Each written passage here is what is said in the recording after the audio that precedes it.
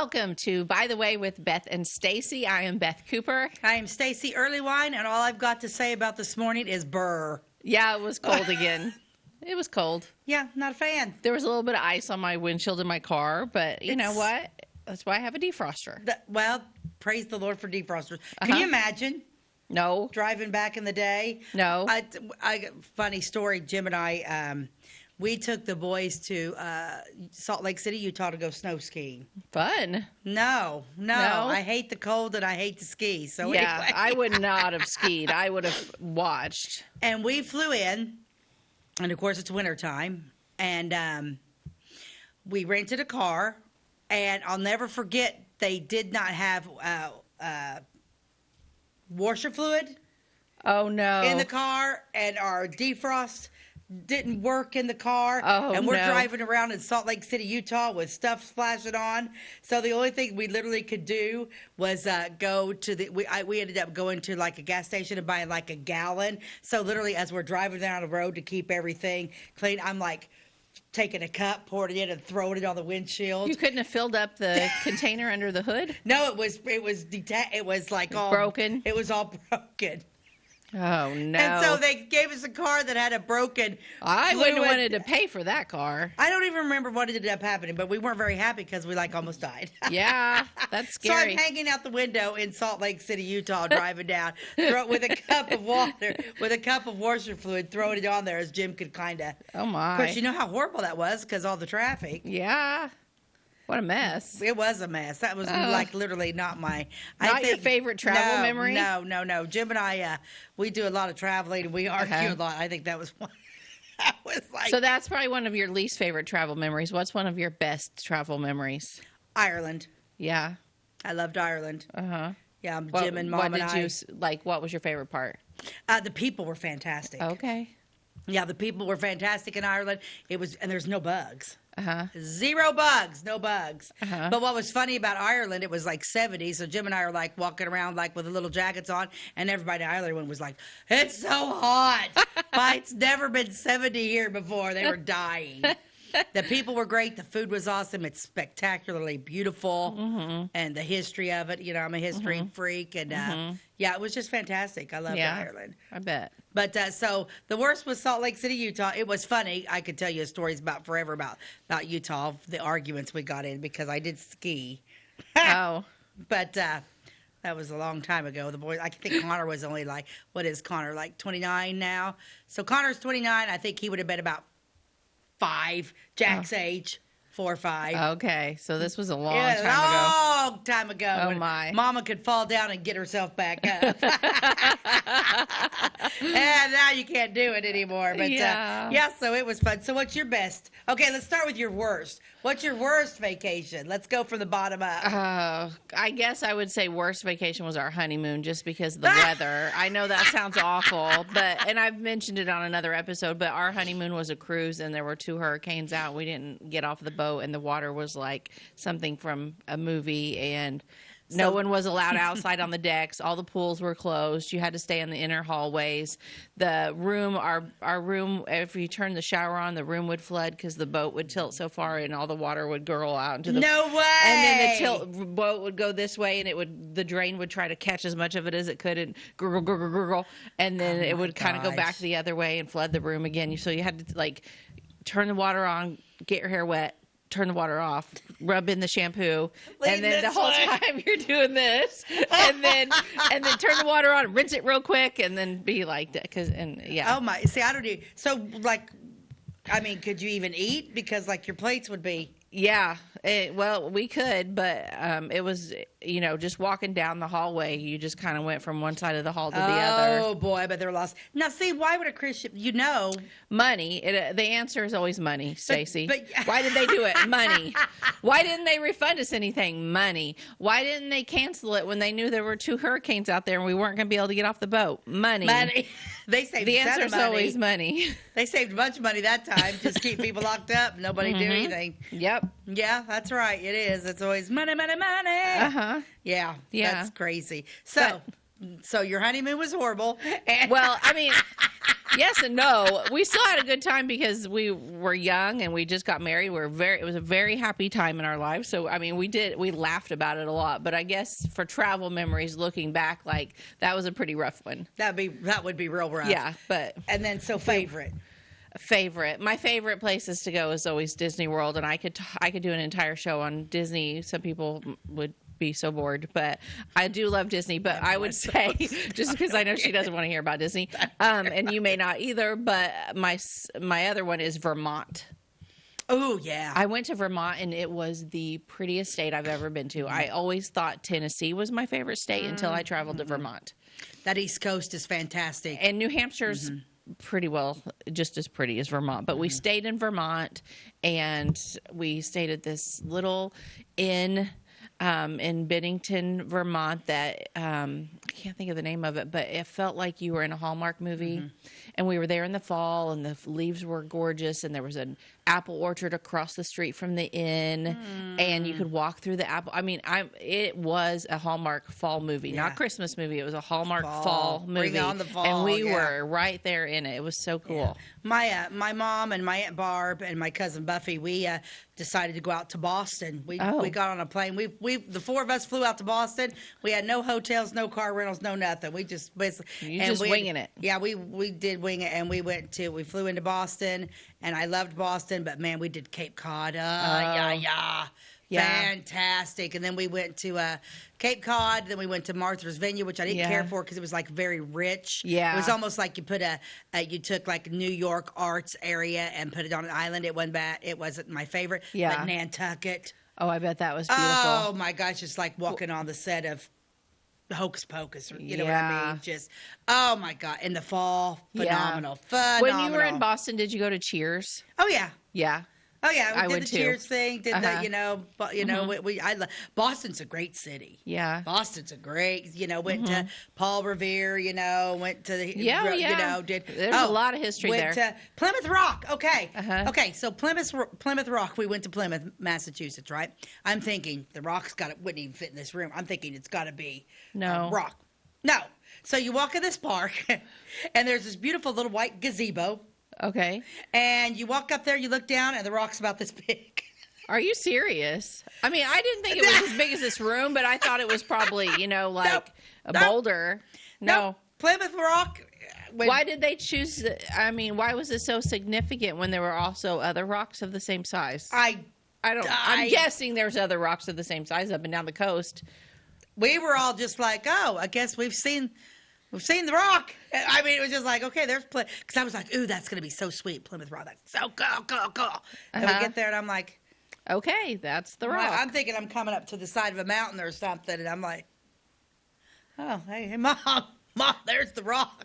I'm not exactly sure what my mom said. I would like to do that maybe next time. Fly into Boston. We flew into Albany instead of Boston. It was a little bit closer. Boston's fantastic. It's horrible to drive in, but boy, I'll tell you what, it's beautiful, clean. That's like a lot of people. I've been to New York too. A lot of people like New York. I don't care for New York. New York is very dirty. It's loud. It's obnoxious. It's smelly. The smells in New York are just weird. I don't know what it is.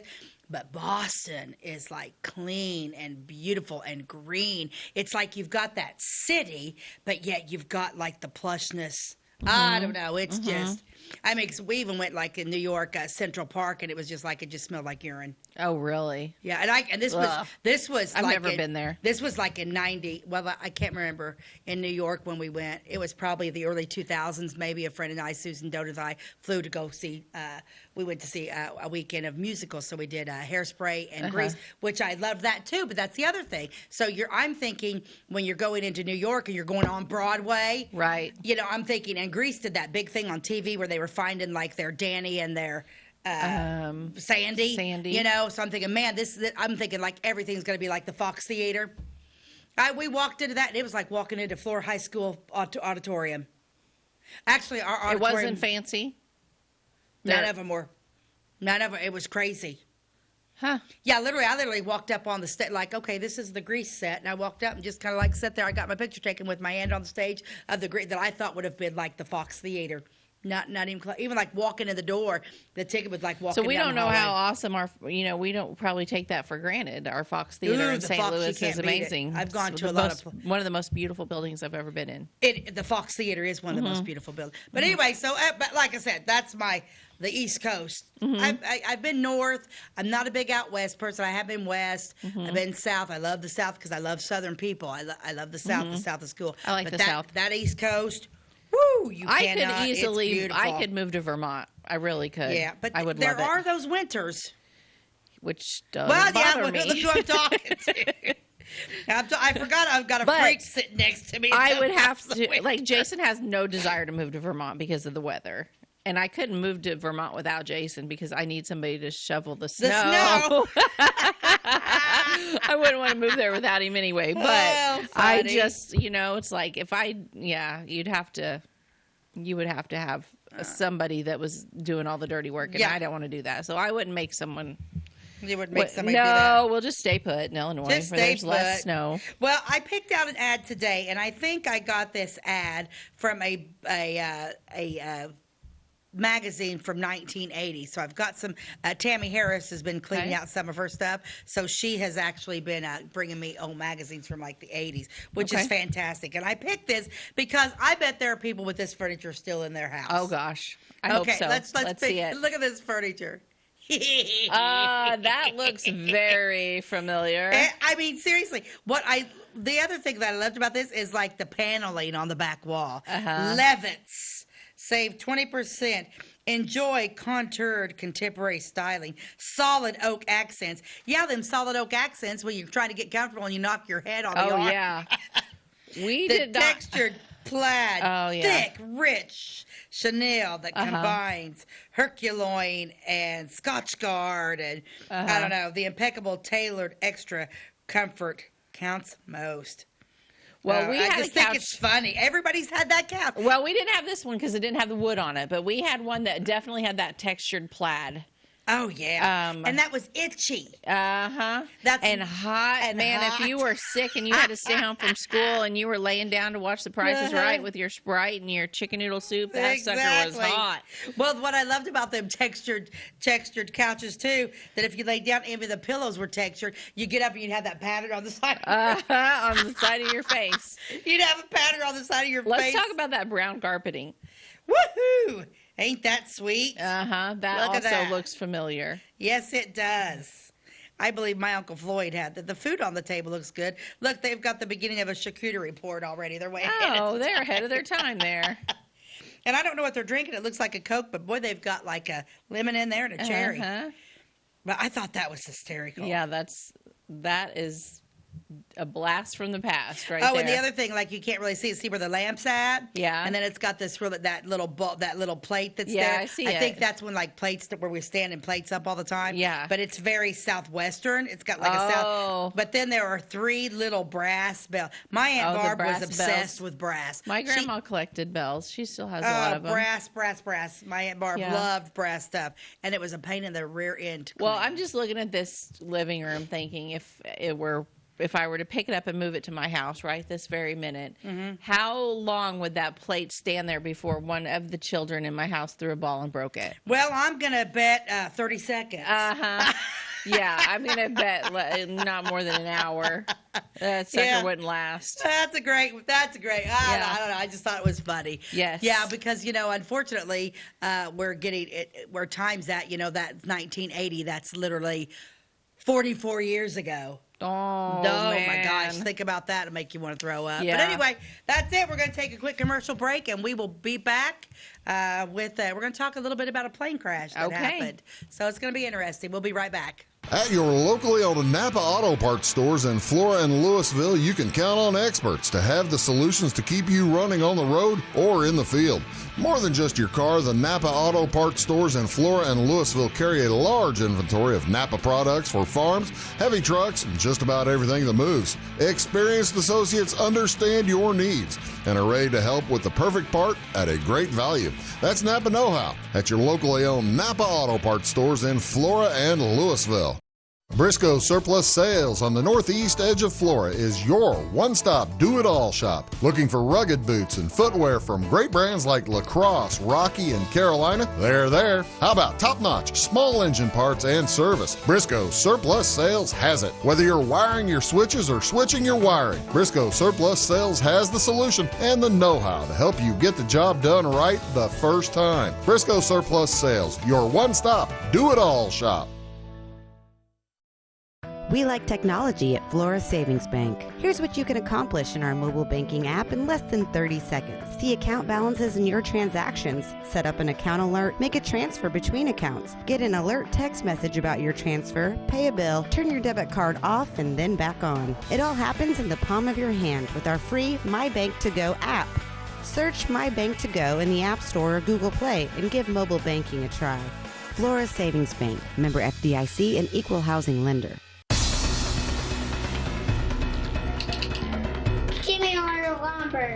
Doors, paint, windows, electrical, plumbing, and much more. Oh yeah, give me all your guns too. John Lucas. What? You better be dreaming about all the stuff we sell here at Zink Building Center. Oh, I would. Zink Building Center in Louisville on Route 45. It's a cool place. Welcome back to By the Way with Beth and Stacey. I am Beth Cooper. I'm Stacey Earlywine, and before we dive into this airplane crash in 1970, I want to talk a little bit about the Nostalgia Theater show. Oh, yeah. That's coming I right do want up. to talk that's coming up April 12th and 13th at 7 o'clock at Nostalgia Theater, a.k.a. Flora Town Theater, downtown Flora. And Beth and I have been in practices with it, and it's coming along really well. It is going to be so fun. And I know, I always say everything's so fun, but this is a really cool play. It's set in the 1950s. Which I love the 50s. I love the 50s, and it's just a super cute play, and it's got so much local talent in it. There are so many people in our community that have talents that you just don't even realize it until you see them on stage and you're like, wow, they knocked it out of the park.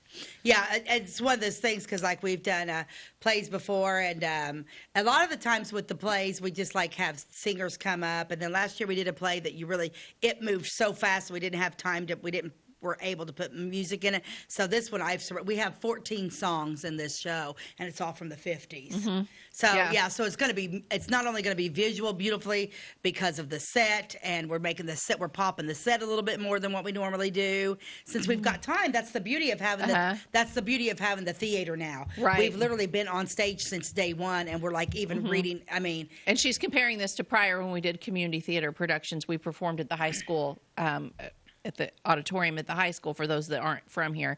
And which was great that they let us use that, but we had to go by the high school schedule, which meant we had to wait on things like concerts and awards days and their own spring musical and all of these things to be done and clear a weekend where we could use it, which meant that we didn't actually get to practice on the stage until like the week before the play. Right. And the other times we were practicing like at a church or something. So that made it really difficult to know your marks and your cues, and it was always a little rushed.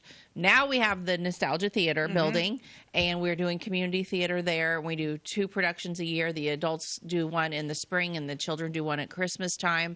And it is a fantastic thing for our community. The building still needs work, and we are desperately seeking donations and grant money for a new roof and a few other things for the building. So if you would feel led to donate to the theater, you can reach out to us at By the Way with Beth and Stacey at gmail.com. Stop by the theater. Sometime we'll give you a tour. That's right. I'm there. My hair salon's there in the little side building Wednesday, Thursday, Fridays. And yeah, the play's just going to be a lot of fun. And everything's going to a good, the theater, the whole purpose, it's a 501c3, so any donation is tax deductible because we are that. And we desperately need a roof. When we get the roof fixed and we can do the ceiling of the floor, it looks beautiful in there. We've hosted several events in there, and then the high school does their winter ball there, and it looks spectacular. We're currently booked for wedding reception. We finally got our first wedding reception which in is going to be November. a spectacular event room. And so if you're out there looking for a venue for a wedding, a rehearsal, a class reunions are coming up, all of those things, this building is perfect for that. So reach out to us. Yeah. I just want to put that plug in April 12th and 13th, 7 o'clock, because we've been working really hard. Now that we talked about something fun, I came across... tell me about this plane crash. We always... Don Thomas is our best friend, because Don Thomas was married to Rena Lentz Thomas, and Rena wrote for the Hometown Journal, and so she's got all these articles. So we were over at Don's, which I need to get back over there. I think Don would be my best friend anyway.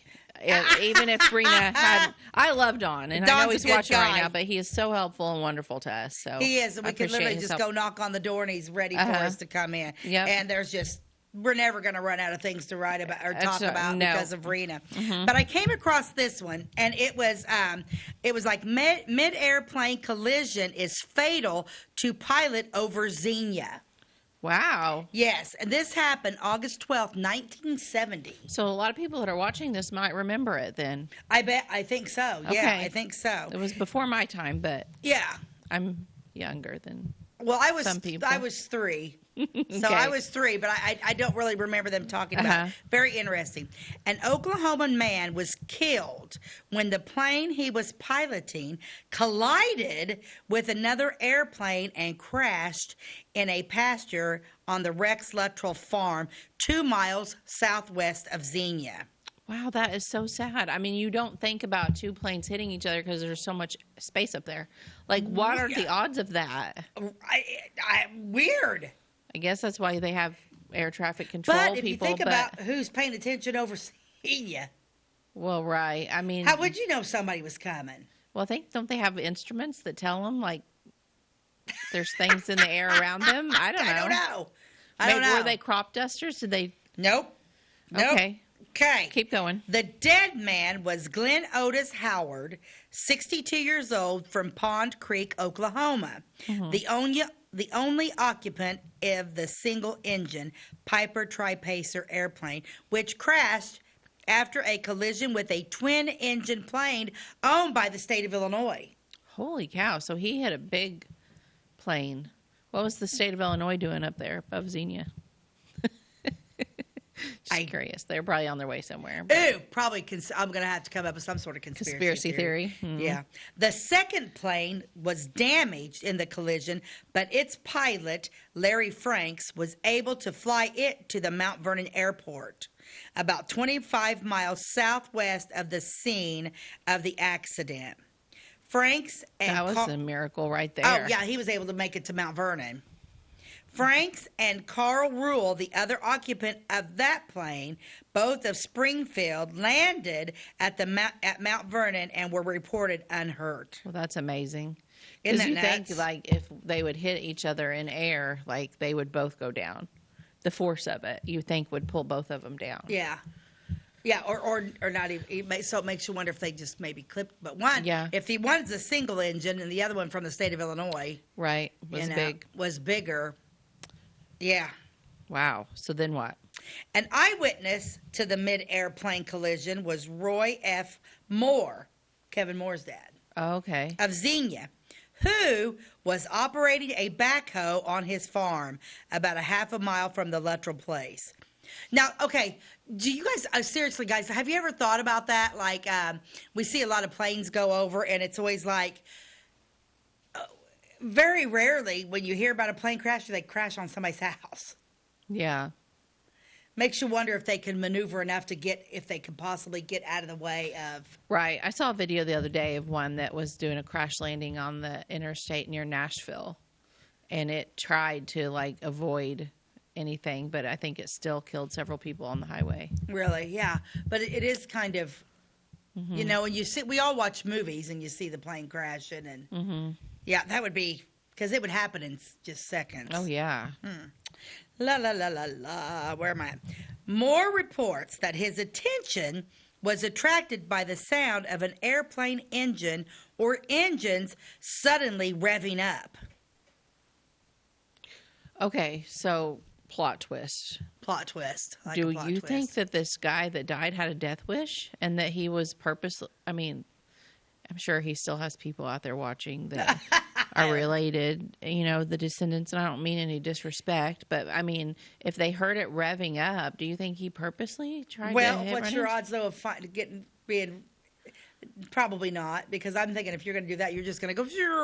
So maybe he wasn't revving up, but it just sounded like it, or maybe he was revving up to try to swerve. Could be. Oh, yeah, that's to go around. Okay, so keep crazy, going. Crazy. Quit interjecting. When he just tell the story.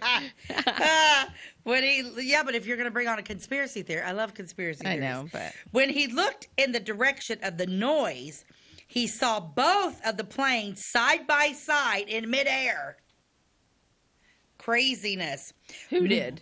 Mr. Moore down on the ground. He looked up and they were side by side. So it catches his attention. Yeah. Yeah. One of the planes was beginning to veer away. Then he noticed that a wing had been knocked loose from the other plane and was floating in a slightly different direction than the damaged airplane. Bad news. Bad news. Yeah. So he said he got to see it all. And I would imagine those planes wouldn't be flying. I mean, if he's got that visual, it's not real high. Right. Huh. Luckily, it wasn't right above him. Well, that's true.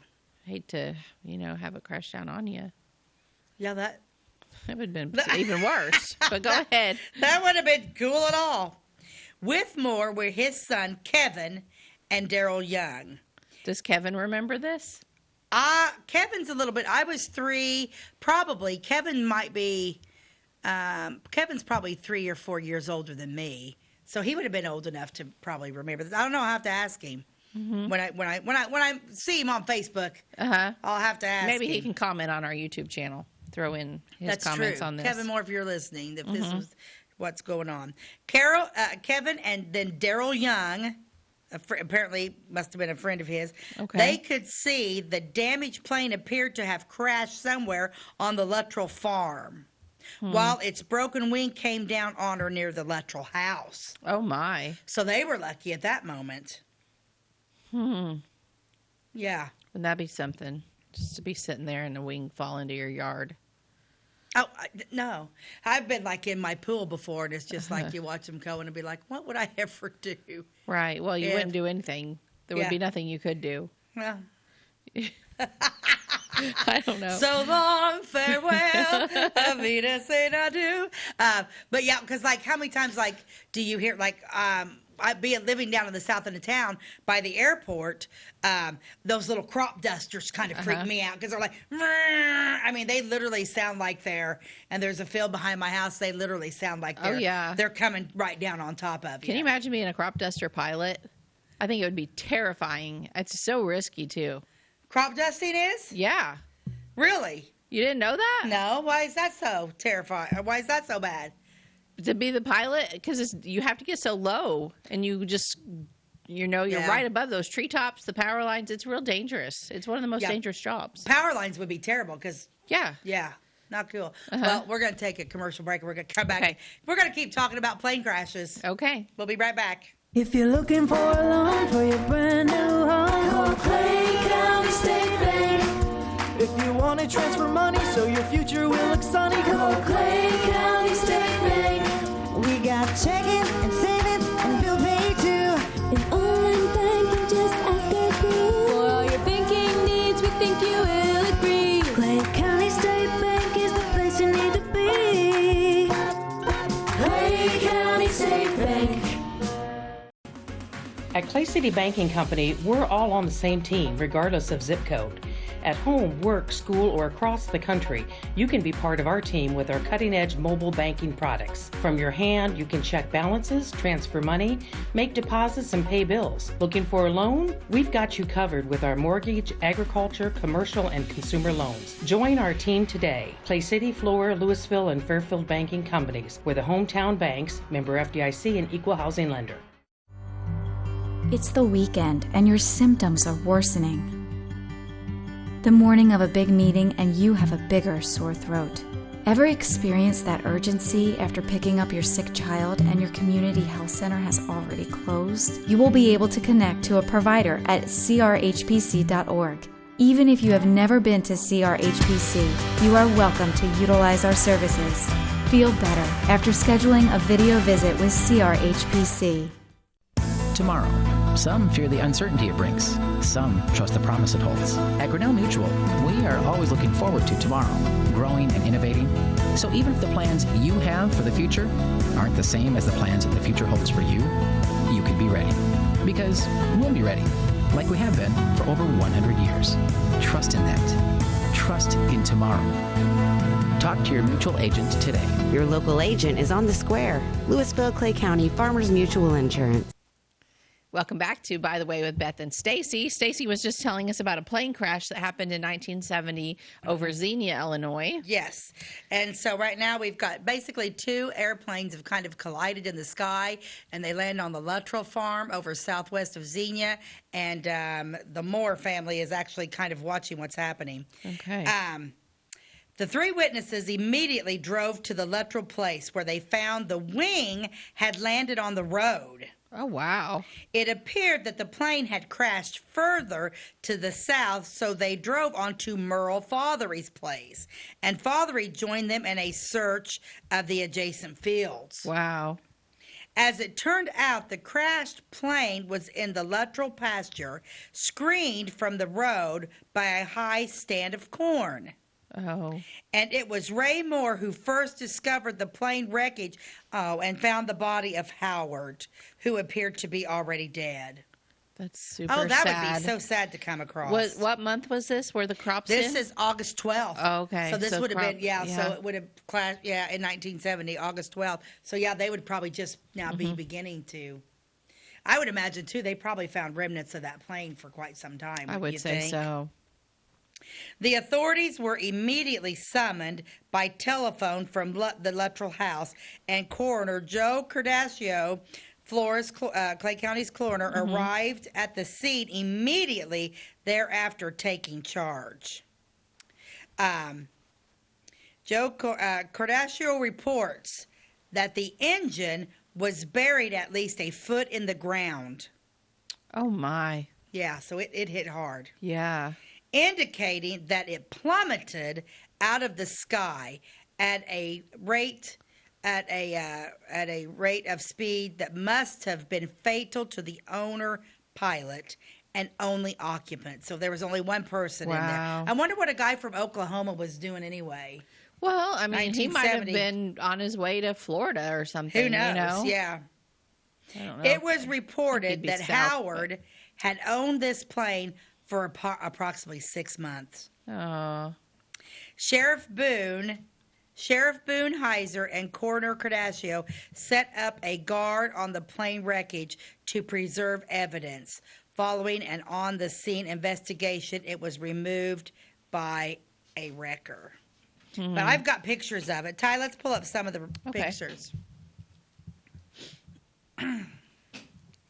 Yeah. So that's the plane.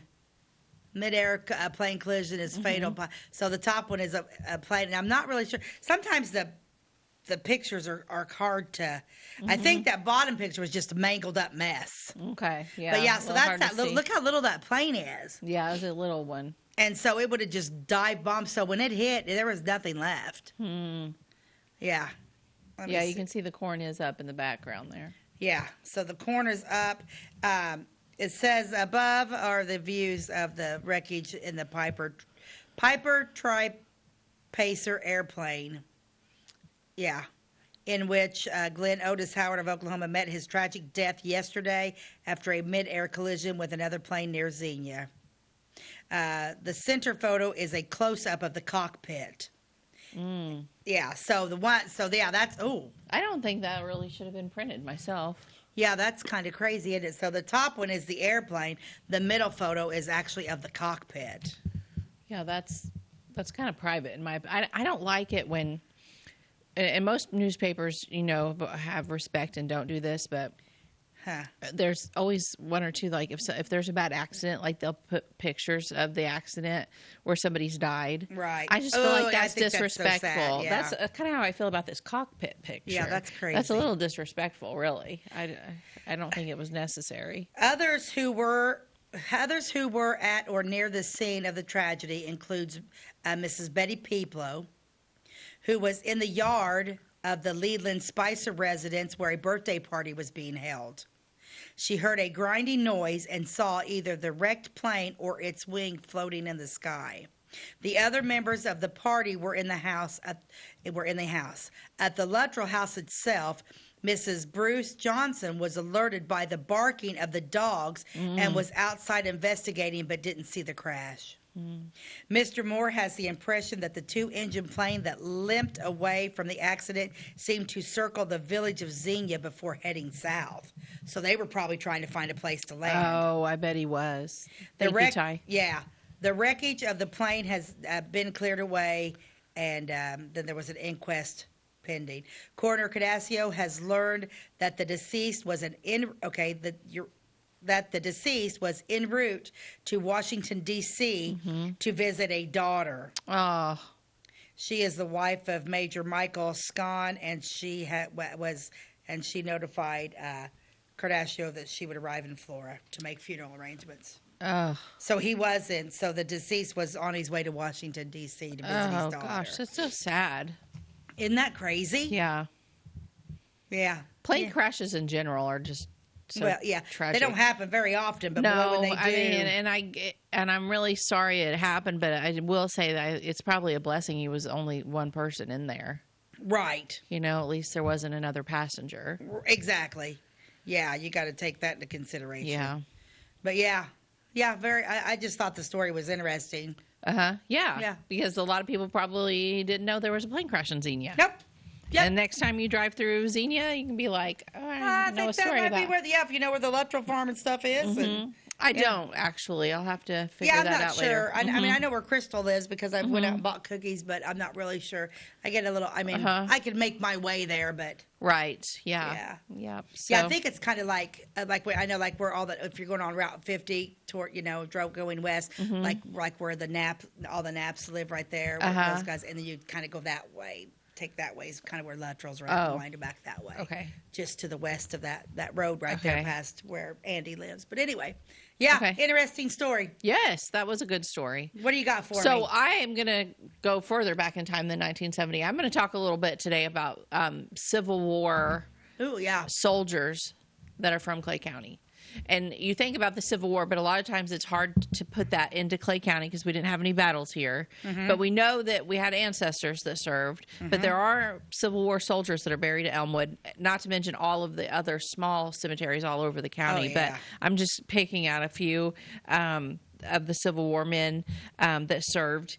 There was a man named Jehu Kinner, which I like that name, Jehu. How's that spelled? Jehu. Yahoo. Just really? Just like No, it's Jehu. Jehu. Ha! I'm going to add that to my list of names I like. Okay, you add it. Jehu. Okay. Jehu. I don't know. Now I'm not going to stop. I'm not going to be able to stop saying it now. Yoo-hoo. Yoo-hoo, Jehu. Oh, Lord, have mercy. All right. Jehu Kinner came to Flora in 1858. He enlisted when he was 19 years old in 1863. All of these men were just really boys. He was a private in Company K with the 48th Illinois Regiment. He was in the war for 2 years, and he was in battles in Chattanooga, Atlanta, and he was with General Sherman on his March to the Sea. Oh, the famous March to the Sea with General Sherman. He was there from right here in Flora. And again, sometimes because it's so far back in history, you learn about this or you kind of remember studying the Civil War, but you don't really put like people that were actually from here were there. So at a historic event. So when he was discharged, he was a sergeant major, and he returned to Flora and became a merchant. So he survived the war, and he built a great big store on the corner of Main and North Avenue, and he was considered one of the very best merchants in Flora. Oh, okay. the corner of Main and which one of those is the Kenner building? I believe at the top of the Glitzy Girls. Is that where it says Kenner? Yeah, I think that's the Kenner building. Yeah. So that is the story of the man that started that business. He was a Civil War guy. A Civil War guy. Now, we only have one Confederate, so everybody. Yeah, you want me to talk about the Confederate soldier? Yeah, let's talk about the Confederate, because there's only one Confederate soldier in Elmwood, right? In Elmwood. Yeah. So I don't know about the other cemeteries in the county, but Elmwood has several Civil War soldiers, but only one of them was a Confederate, and his name was William Porter. He was a private, and he was at the Second Manassas, the Battle of the Second Manassas. He was at Gettysburg. He was at the Battle of the Wilderness, and he was at the surrender at Appomattox Courthouse. He was part of Company H of the 8th Regiment of Louisiana. So he considered himself a true Confederate. Yeah. His story is a little crazy. Tell me about Because he comes home, he survives. He comes home, and then things get a little juicy. Oh, There's some tea to be spilled here about Mr. Porter. What did you just say? Some tea to be spilled. You know, like high school students are always like, spill the tea. Like that, they want the gossip. No. Oh, that's a phrase. Is that new?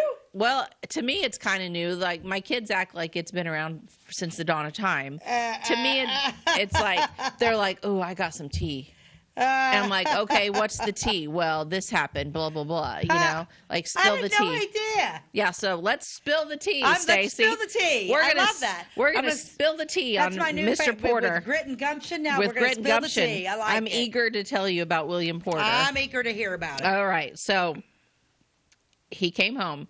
He did some traveling, and he lived out west for a few years. And then he came to Flora, and that was his final, that was going to be the final place he lived. But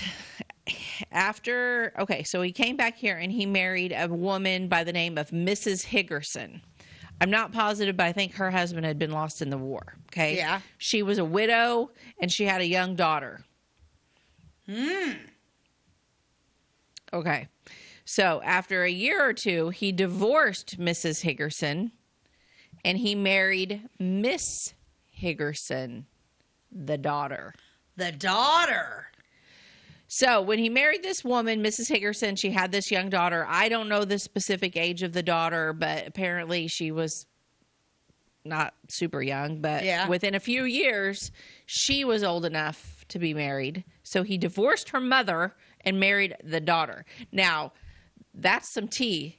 Because that's serious. Yeah. Look at it from like all these different angles. Like if you were the mother of the daughter, and you would be super sad that your husband divorced you, but also super angry with your daughter, and the daughter would be confused, and there was all these issues, and there's like no therapists. I don't know. Well, okay, before we continue on with all the issues, we need to take a curve. I've got to ponder everything you just said. We'll be right back. Think about what she just said. We'll be right back. Do you bowl like this? That's great. Do you bowl like this? That's great too. That's because whether you're a pro or you just want to have a lot of fun, at Pegel's Silver Dollar Lanes, we have a lane for you. We have galaxy bowling, gaming for kids and adults, Joe's Pizza, a full bar, darts, pool, and fresh and clean bowling shoes. Boy, does that smell nice. So come on down to Pegel Silver Dollar Lanes in Effingham, where we have a lane for you.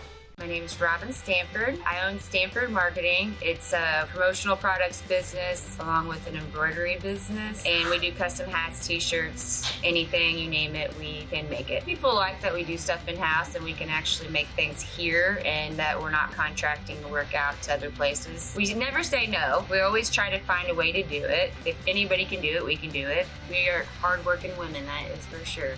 Come to Stanford Marketing in Flora for all your custom and promotional needs.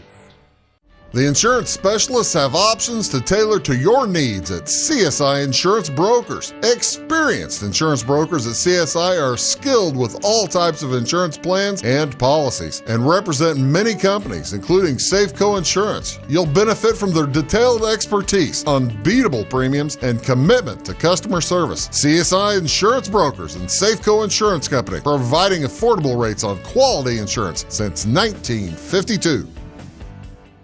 For over 50 years, at your locally owned and operated Roll King Supply in Salem and Olney, we've helped you and your neighbors enjoy an easy country lifestyle. We carry the most thorough sporting goods department around with a huge variety of hunting and fishing gear, camping equipment, and a variety of firearms for any need. Our team is here to help you find whatever you need. Open every day, it's Roll King in Salem and Olney, your locally owned farm and home store. Welcome back to By the Way with Beth and Stacey. I was in the middle of a pretty crazy story. It is crazy. So we were talking about Civil War soldiers that are buried at Elmwood, and I was telling the story of a Mr. Porter. His name was William Porter. He is the only Confederate that we know of buried at Elmwood Cemetery. He survived the war, came back, married a woman, stayed married to her for a couple years, then divorced her and married her only daughter. And he, that was his own stepdaughter, and they moved out west. They had 3 children, and then he divorced her too. Now, this is the 1860s, the 1870s, 80s. Yeah. By the time he divorced her, people were getting divorced people back don't then. get divorced. Not him. This was his second twice. divorce. Yeah. And he's leaving the Higgersons in his wake. So they had 3 children. One of them was a boy. I guess that the other 2 were a girl because it says that he took their son. I'm assuming it was the only son. I don't know that for sure. He left the girls behind. He took the son and moved back east. Back east, okay. And so that would probably be close to here. Because he's buried here and everything. So he came back here with his son. Okay. So then I still have so many questions, and I'm angry at him because I'm like, you took the son, like you took this woman's son, like at least let her have her children. You divorced her. Yeah, you divorced. And why are you taking the son from her? Yeah. So of course, what type of person was she to marry her stepdad? Well, I'm going to give her the benefit of the doubt. Where back then women didn't have a lot of say. Well, that's true. Yeah, it's 1800s. And she probably didn't have a choice. And she was probably raised to be quiet and keep her mouth shut. And he probably just told her what he was going to do, and she didn't have any other options. Yeah, you're right. She wanted to eat. She needed food to survive, so she probably just was in survival mode for her entire life. She should have Amy Campbell, Dean. Yeah. She was probably thinking, dang, why didn't you get killed in the war? I was going to say, yeah, she should have Elsie Bible, Dean. Yeah. But anyway, so that's the story of the only Confederate buried there. Wow, isn't that crazy though? And then he comes crazy. Back. And then what did he do when he was here? What did he do in Florida? I don't know. I don't have that information. It would be interesting to know how much farther he went and what happened to the. What's the last name again? I lost me. Porter, William Porter. So there's lots of. There's still Porters here. There's Porters here. Mm-hmm. They're probably not going to claim him. They're like, that was a different Porter. That's not our Porter. That was a different Porter. We are Porter. He's Porter. And in their defense, there are a lot of Porters. There are so a lot of who Porters. knows? That's right. It would be easy to deny him. That's funny. Okay, Gosh. Let's see what other ones I have here. His story was the juiciest. Oh, but this one's pretty good. Okay. This is about a man named Joseph Burton. He was from here. He was 17 when he signed up for the Civil War. He was at Fort Donelson, and a shell caught him and damaged his left leg. Okay. So he had to have the left leg amputated. So we've all seen Civil War shows. We've all seen dramas where they are cutting off people's legs during the Civil War with big old saws and a piece of bark. And nothing, no pain management at all. Well, fellows and ladies, that is not something that just happened in the movies. That happened to this man from Florida, and his name was Joseph Burton, and he was only 17. When he signed up. 17 years old. I don't know. He probably wasn't there for, I would say at the most he was 18 or 19 when he got shot in the leg and lost his leg. But at the battle at the battle at Fort Donelson, General Grant captured the fort and got control of the Cumberland River. That was an important victory. So he was there during the important victory. He came home from the war, and he didn't die for another 40 years, okay? So he lived 40 years after the war, and whenever he did die, they dug up his old rotted leg and unearthed his leg and then buried it with him in his new grave. Was that important?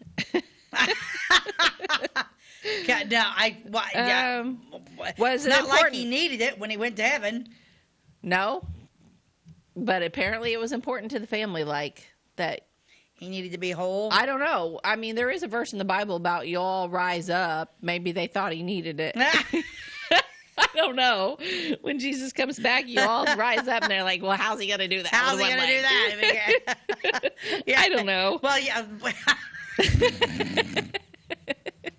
Yeah, maybe that was it. I don't know. I bet you're onto something. Mm-hmm. Anyway, they dug it up and buried it with him. And then that makes me think of fried green tomatoes. Did they do that with that little boy's arm?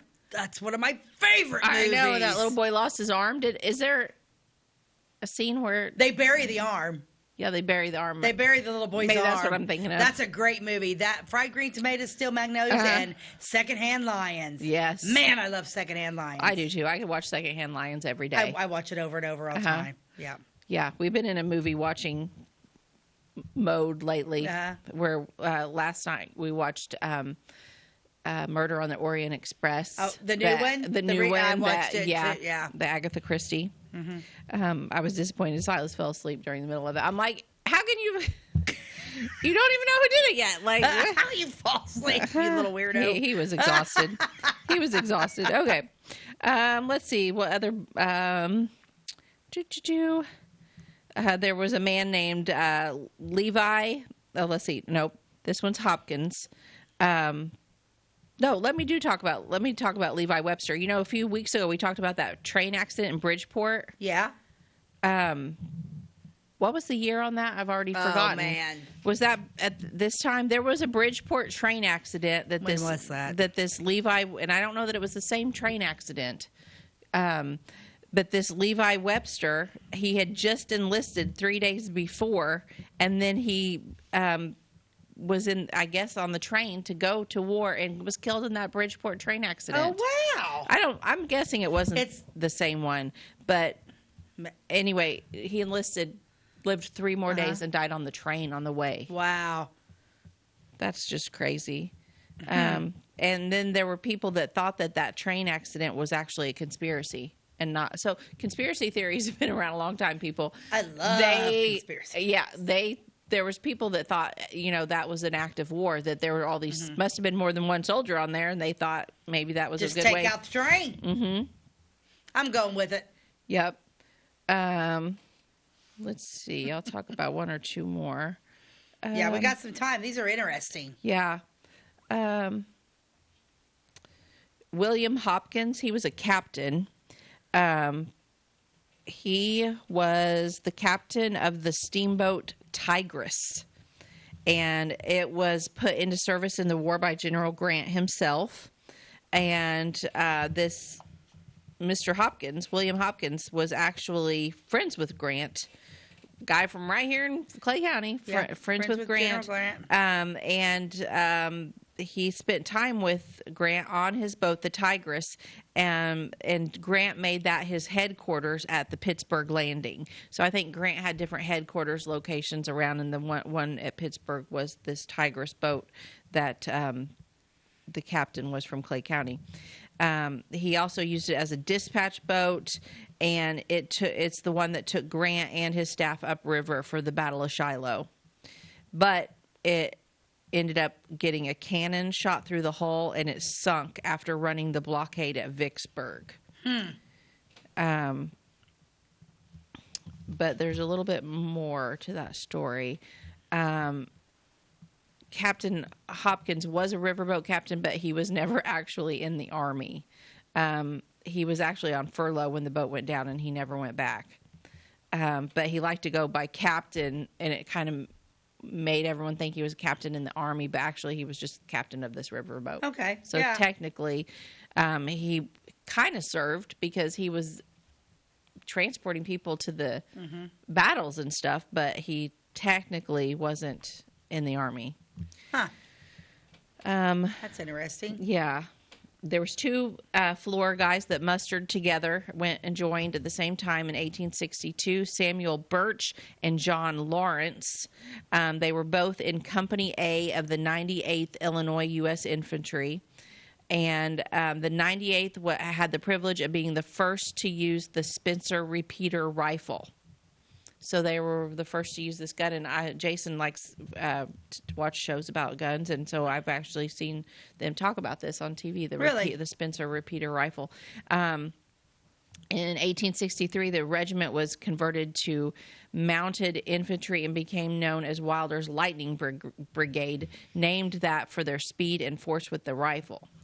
But Birch did see all the action and carried that rifle, but the Lawrence, he was actually a fifer, so he carried a fife instead of a rifle. And you probably know about a fife because you're into music, right? And it's what, like a little tiny flute, a little flute. Yeah. So they he's playing while everybody's. Well, I did not know this about the fife, but they used it to send orders to the men during battle because it can be heard up to 3 miles away over artillery fire. Yeah, so everyone can be sound. shooting and they can play the fife and still hear it. Yeah, and they'd have certain tunes for certain things. Yeah. Yes, I did not know that. Pretty cool. Yeah. Yeah. So anyway, that's just a little bit of interesting tidbits about a few little stories. Yeah, about our Civil War men that are buried here. So yeah. Anyway, that's crazy. Yeah. What do you got for us today? How are we going to end the show? Well, I like this one. This one's from Maria Robinson. Nobody can go back and start a new beginning, but anyone can start today and make a new ending. So you can't change. You can't change your beginning, but you can change your story. Ending. Change your ending. Oh, definitely. That's kind of neat. That is kind of neat. I don't know. I do kind of believe in new beginnings, though. I mean, it's you can say tomorrow's a brand new day and got a new beginning. But I think that's like so many people. It seems like so many people are conflicted anymore, and it's like you can almost like when bad things happen to you and be like, oh well, this happened to me and that happened to me. You know, that's almost like to me. It's like forget that. You can't change what happened, right? Just move on. But you can change what your end's going to be. Yes, a lot of people get hung up on their past. This is all about change. Yeah, well, this happened to me 50 years ago, so I can't possibly change. It was like, and if you don't change, then your ending's going to be just like your beginning. And if you don't like your beginning, why wouldn't you want to change your ending? Exactly. Yep. Yeah. I think that's a pretty good quote. I like that one. Good job, Maria. Good job, Maria. Yeah, I do. I like that quote. I had to read it a few times and be like, well, yeah, that's why. Yeah, you can't. It just drives me crazy. Well, I can't help it. That's how I was raised. No. Right. No. Right. And then a lot of people that have that change your ending. A lot of people that, well, I was raised that way, so I guess and then that cycle just goes and goes and goes. Yes. You got to break the cycle. Exactly. Break the cycle. That may be one of my that's your new favorite. It might be one of my new favorite quotes. It's a good one. I think it's a good quote. I didn't like it at first because she was kind of bashing new beginnings, but. Yeah, but it's not like it's not. Yeah, it's like it's almost just that. It's like that caterpillar changing to a butterfly. Yes, you just got to change it. But right, yeah, it's like forget your beginning, but change now so your ending's not like your beginning. Oh yeah, yeah, very interesting. Yeah, good. Yeah. Well, this was a good show. I enjoyed it. I didn't know about the plane crash, and I like talking about Civil War stuff, so it's a little mismatch of all kinds of fun things. But as always, you can catch us on Channel 100 on Wabash Catch TV daily at 11 a.m. New episodes air on Thursdays and Fridays, and we're always on YouTube. So if you miss an episode on Wabash, you can catch us on YouTube, or perhaps you just don't live nearby and can only watch us on YouTube. You can find all of our episodes on our YouTube channel, which is, by the way, with Beth and Stacey. And like and follow us on Facebook. Our Facebook page is also, by the way, with Beth and Stacey. So that is it for today. It's a catchy little phrase. You can't forget it. By the way. By the way, I hope you enjoyed today's episode. Yeah, it was a good one. I liked it. Yeah, I like to learn new things. Yeah, me too. So anyway, thanks for joining us. We will see you next time. God bless you and have a great day.